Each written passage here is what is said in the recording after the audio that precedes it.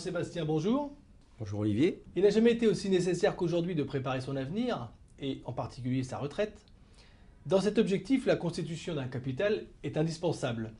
Alors l'assurance vie est-elle dans ce cas le placement le mieux adapté? L'assurance vie est effectivement l'outil financier à privilégier dans le cadre de la constitution d'un capital. Mais qui dit capital dit aussi effort d'épargne, ce qui est vrai et faux à la fois, puisque cet effort d'épargne peut paraître plus ou moins important selon la somme dont on souhaite disposer à une date déterminée, mais il peut aussi varier en fonction de l'âge à partir duquel on commence à épargner. Donc en conclusion, les versements réguliers sont le moyen idéal pour se constituer un capital d'autant plus intéressant que les intérêts générés par les sommes investies sont eux-mêmes porteurs d'intérêts. C'est ce que l'on appelle familièrement faire des petits par le jeu des intérêts composés.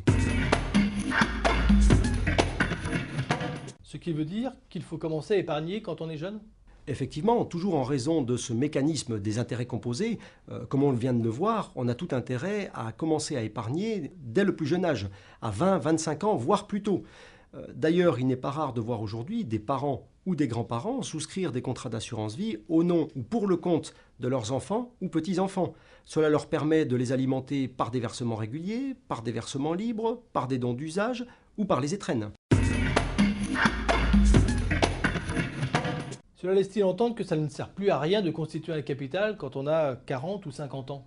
Non, absolument pas.